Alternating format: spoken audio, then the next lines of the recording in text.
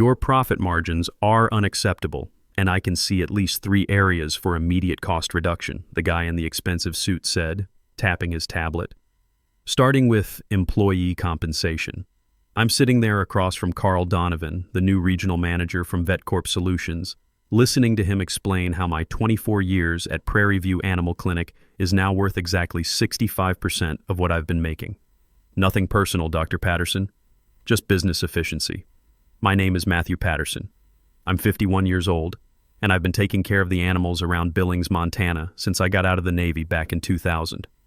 What started as a job at a small family clinic after my service turned into something I built my life around. I was the one who helped this place grow from a 2-room operation to the busiest vet clinic in 3 counties. When would these changes take effect? I asked, keeping my voice steady even though my heart was pounding. Next pay period, Carl answered, already looking back at his screen. We'll need your decision by Friday. When old Dr. Hoffman decided to retire and sell the practice last month, we'd all been nervous. But he promised us VetCorp understood what we'd built here. They respect our values, he'd said at the farewell dinner. Now, 3 weeks after the sale closed, I'm facing a choice between a 35% pay cut or walking away from the place that's been my second home. Here's the thing. This wasn't just about my salary. My wife Sarah finished her cancer treatments 2 years ago, and we're still chipping away at those medical bills. Our son Tommy starts his sophomore year next fall, and we've been saving every penny for his tuition at Montana State. The mortgage on our house has 3 years left, and we've been counting down the months until we own it free and clear.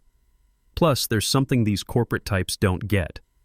In the Navy, we had a saying, ship, shipmate, self. You take care of the mission first, your people second, yourself last. I've been living by that code for 30 years, and now some MBA from Chicago is telling me it's bad for business. I appreciate the transparency, I said, standing up. I'll have my answer by Friday. Carl nodded without looking up. Oh, and Matthew, we're implementing new protocols next week. Training materials are in your email. Outside his office, I stopped by Nancy's desk. She's been our receptionist for 12 years, and her worried expression told me she already knew what was coming. You too? I asked quietly. She nodded. 30% cut plus reduced hours. What are you going to do? I looked around at the waiting room. Families with their pets, a rancher with his cattle dog, kids holding hamster carriers. I'm not sure yet, but something tells me we're about to find out what this place really becomes. That night at dinner, I couldn't bring myself to tell Sarah about the meeting. She was excited about Tommy's acceptance letter to Montana State, talking about how proud she was that we'd managed to save enough for his sophomore year despite all the medical expenses. How do you tell your wife that the financial security you've worked 24 years to build just got yanked out from under you? Instead, I called my old Navy buddy Jim Rodriguez, who'd opened his own auto repair shop 5 years ago. Best decision I ever made, he told me. Yeah, it was scary at first, but now I answer to myself. No corporate suits telling me how to run my business. After we hung up, I sat in my truck in the driveway thinking. I'd always assumed I'd retire from Prairie View, maybe hand over my patient load to a younger vet someday.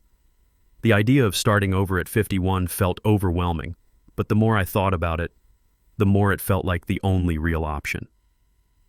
The next morning, I called Andrew, our younger vet, who'd joined us 6 months ago after working at a VetCorp clinic in Denver. How bad was it there? I asked him during our lunch break. Bad enough that I left, he said. Everything becomes about numbers. How many appointments per hour, how many add-on services you sell, how much revenue you generate per patient. He pushed his sandwich around on his plate. They wanted me to recommend dental cleanings for every dog over 3 years old, whether they needed it or not. That got my attention. What about the quality of care? What quality? You get 15 minutes per appointment max. If you spend longer, they dock your efficiency rating. Andrew shook his head. I didn't go to vet school to become a salesman. That afternoon, I did something I'd never done before. I called in sick and drove out to Dr. Hoffman's place by the lake.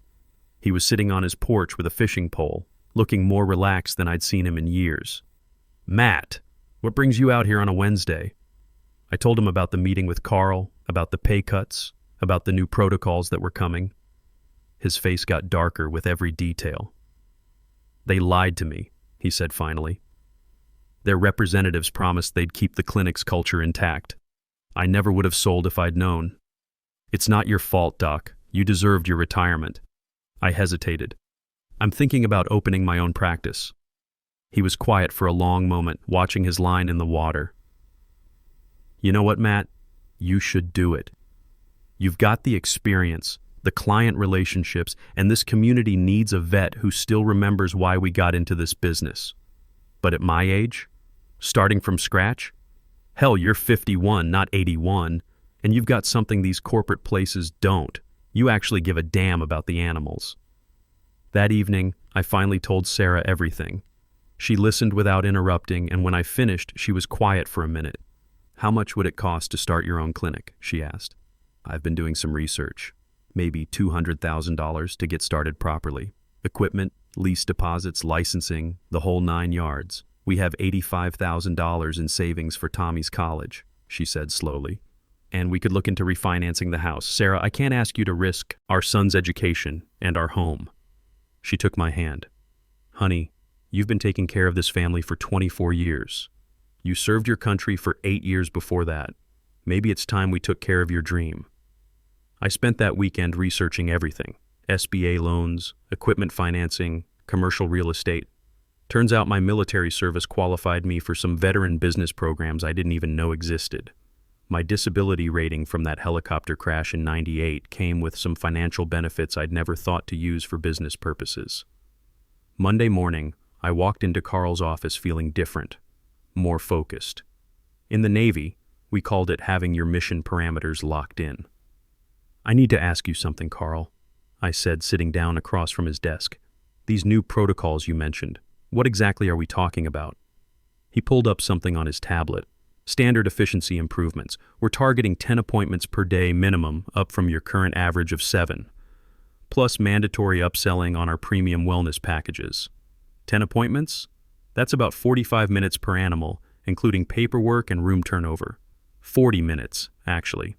We've streamlined the documentation process. I did the math in my head.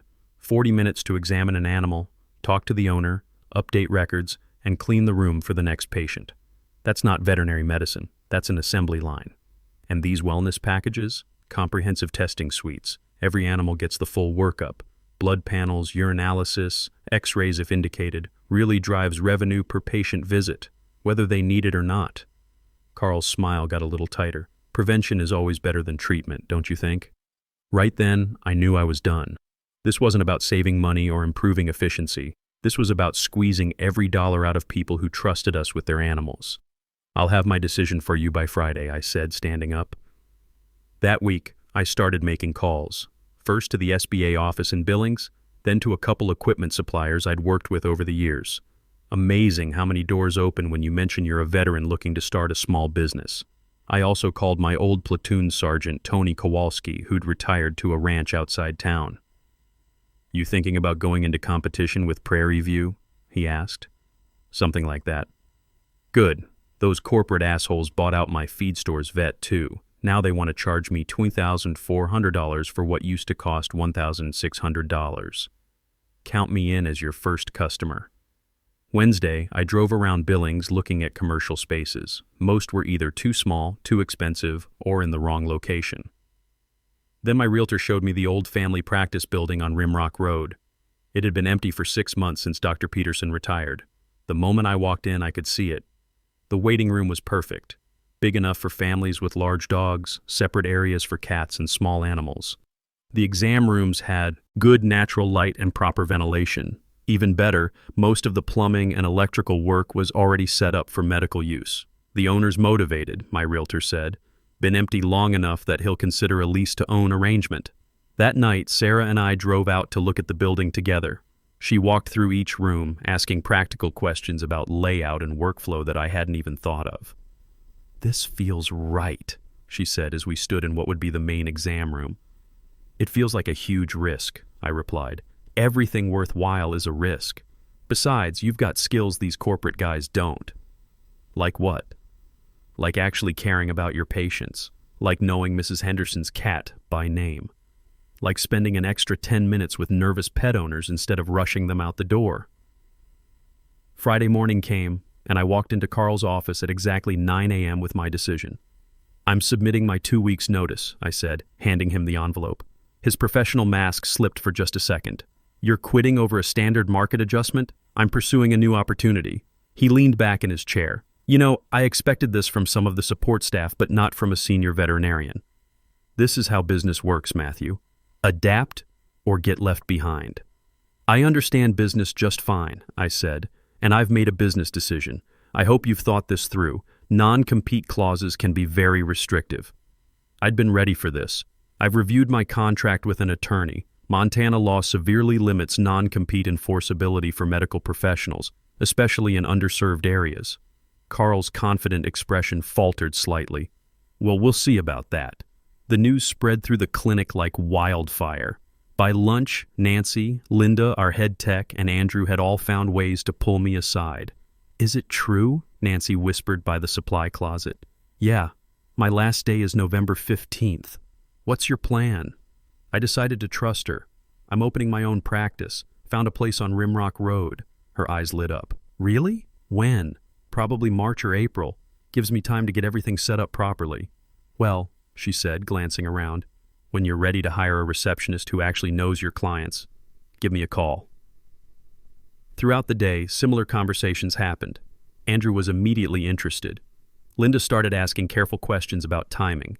Even some of the newer staff seemed intrigued by the possibility of working somewhere that wasn't focused on quarterly profit margins. My last 2 weeks at Prairie View were the longest of my career. I maintained my professionalism, but Carl had started hovering around my appointments, clipboard in hand, making notes about efficiency opportunities. He'd also scheduled an exit interview for my final day and kept sending emails about my ongoing obligations regarding client solicitation.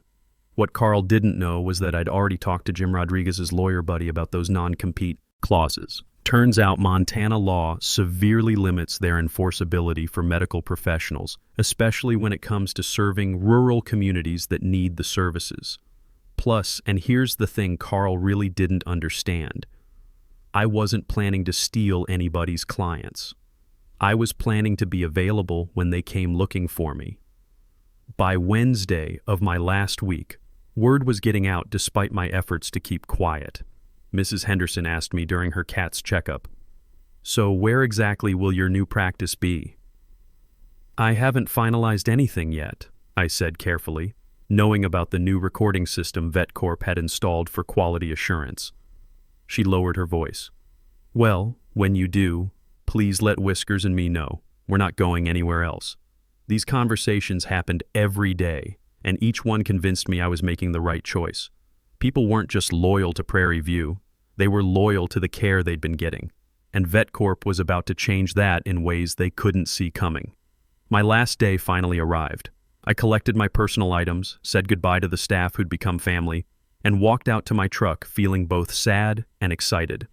As I was pulling out of the parking lot, my phone buzzed with a text from Nancy. Just overheard Carl on a conference call. He told corporate that losing one vet won't make any difference. "How much impact could one guy have?" were his exact words. I smiled and texted back, "Guess we'll find out." The next 4 months were a blur of permits, inspections, equipment purchases, and paperwork. The SBA loan came through faster than expected. Turns out they had a special program for veteran-owned businesses in rural areas. Between that, our savings, and the equipment financing deal I worked out, we had enough to do this right. The best part was getting to use my hands again. I'd forgotten how much I missed building things. In the Navy, we fixed everything ourselves. Helicopters, electronics, plumbing, you name it. Now I was installing exam table mounts, running network cables, and setting up the X-ray room ventilation system. Sarah would come by after work to help paint and organize supplies. "This feels like our place," she said one evening as we were putting up shelving in the pharmacy area. "It is our place. That's the whole point." Tommy came home from his first semester at Montana State and pitched in during Christmas break. Kid's studying pre-vet now, which wasn't entirely surprising. He'd been coming to the clinic with me since he was little. "Dad, this is so much cooler than the corporate place," he said while helping me install the digital X-ray system. "It actually feels like a place where animals matter." Andrew gave his notice at Prairie View right after New Year's. Linda followed 2 weeks later when VetCorp cut her hours again. Nancy submitted her resignation the day we got our state licensing approved. Figured I might as well make it official, she said when she called. When do we open? March 15th. If everything goes according to plan, I'll be there. February was crunch time, final inspections, staff training on our new computer system, and about 100 small details that nobody warns you about when you're planning to open a veterinary clinic. My military training kicked in. Make lists, check everything twice, have backup plans for your backup plans. 2 weeks before opening, I sent a simple announcement to the Billings Gazette. Rimrock Veterinary Clinic opening March 15th. Dr. Matthew Patterson, veterinarian. Comprehensive animal care with a personal touch. That was it. No fancy marketing, no grand opening specials, just letting people know we existed. The response surprised me. My phone started ringing the day the announcement ran. Mrs. Henderson was the first caller. Dr. Patterson? I saw the notice in the paper. Can I schedule Whiskers for his annual checkup? Sure thing, Mrs. Henderson. We'll be taking appointments starting March 15th. Perfect. And Dr. Patterson? Thank you for everything. By the end of that week, we had 25 appointments scheduled for our first month. Word was spreading through the ranching community, the veteran networks, even the feed stores around town. Tony Kowalski called to book his cattle for spring vaccinations. About damn time, he said. You know what Prairie View wanted to charge me for 50 head? $20,400. What's your rate? $1,800 for the same service. Now that's what I call fair pricing. The night before we opened, I walked through the empty clinic one more time. Everything was ready. Exam rooms stocked, computers loaded with our patient management software, appointment books already filling up. Sarah found me standing in the main exam room, just looking around. Second thoughts? She asked. No, just thinking about how different everything feels compared to 5 months ago. Good different or scary different? Both. But mostly good. She squeezed my hand. You ready for this? Ready as I'll ever be. March 15th arrived with a mix of excitement and nerves I hadn't felt since my first deployment. Our first day was supposed to be a soft opening, maybe 6 or 7 appointments to test our systems before ramping up to full capacity. At 7:30 a.m., 30 minutes before we officially opened, I looked out the front window and couldn't believe what I saw. There was a line of trucks and cars stretching across our parking lot. Did you call all these people? Andrew asked, staring at the crowd. No way. We only scheduled 7 appointments for today. Nancy was already at the front desk, booting up our computer system. Word travels fast in a small town, she said with a grin. Plus, Mrs. Henderson's been telling everyone at the feed store about this place for weeks. When we opened the doors, familiar faces poured in. The Henderson family with Whiskers, the Morrison Ranch crew with their border collies, old Pete Martinez, who'd driven 45 minutes from his spread east of town with a truck full of goat carriers. We saw the announcement and figured we'd come check you out, Mrs. Henderson explained. Nobody wanted to wait. By lunch, we'd seen 18 animals. By closing time, that number hit 28. Every client said basically the same thing. They weren't following a clinic, they were following their vet. What really got to me were the small gestures. People brought homemade cookies, congratulation cards, and coffee for the staff. The Martinez family showed up with enough barbecue to feed everyone lunch. One rancher's wife brought a hand-painted sign that read, "Welcome to Rimrock Veterinary, where animals come first." That evening, exhausted but happy, I got a text from a friend still working at Prairie View. Emergency staff meeting called for Monday morning. Apparently today's schedule was half empty. The next week exceeded every projection I'd made in my business plan. We had to extend our hours and bring in a part-time tech just to handle the demand. Word wasn't just spreading through Billings. People were driving in from Hardin, Columbus, even as far as Miles City. The whole county's talking about what you did, one rancher told me while I examined his prize bull. Standing up to those corporate types takes guts. I hadn't intended to become some kind of symbol, but that's apparently what happened. People shared stories about VetCorp's new pricing and policies, comparing them to our transparent fees and common-sense approach to animal care. By the end of our first month, we had registered 280 animals in our system, way ahead of the 150 I'd projected in my business plan. But here's what really surprised me. It wasn't just former Prairie View clients. We were getting new customers from all over the region, people who'd been driving to Bozeman or Great Falls because they didn't trust the corporate clinics. By late spring, about 3 months after we'd opened, Dr. Hoffman came by to see the new place. I was in the middle of a routine surgery when Nancy told me he was in the waiting room. "Dr. Hoffman, what brings you to town?" "I had to see this for myself," he said, looking around with obvious pride. "You've built something special here, Matt." As we toured the clinic, staff and clients greeted him warmly. Many said they missed him but were thrilled with how things had turned out. "I made a mistake selling to VetCorp," he admitted as we finished the tour. "I should have talked to you first about taking over the practice. Everything worked out the way it was supposed to," I told him. "Besides, this way we get to start fresh, do things our way."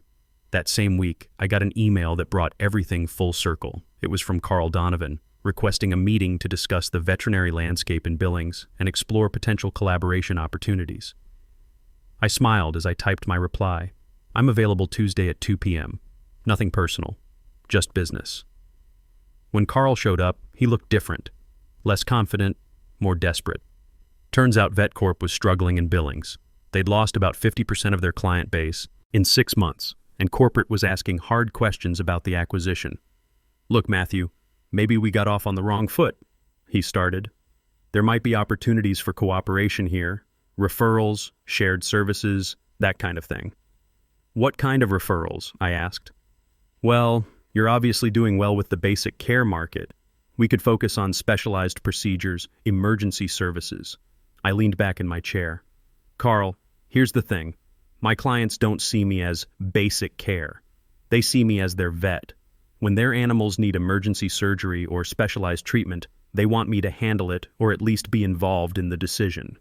His face fell as he realized what I was saying. VetCorp had turned veterinary medicine into a commodity, but pet owners don't want commodities when it comes to their animals. They want relationships. "So what happens now?" he asked. "Now you figure out how to run a business that actually serves its community instead of just extracting profit from it." Carl left without another word. Looking around at the thriving practice we'd built, filled with wagging tails, grateful families, and the team I trusted, I realized something important. Sometimes the best revenge isn't just succeeding, it's creating the place you were always meant to build. Tommy starts his junior year at Montana State next month, still planning on vet school. Sarah's latest scans came back clear for the second year running. And every morning when I drive up to Rimrock Veterinary Clinic, I see that hand-painted sign, "Where animals come first." That's not just marketing, that's a promise. And unlike VetCorp, it's a promise we keep every single day.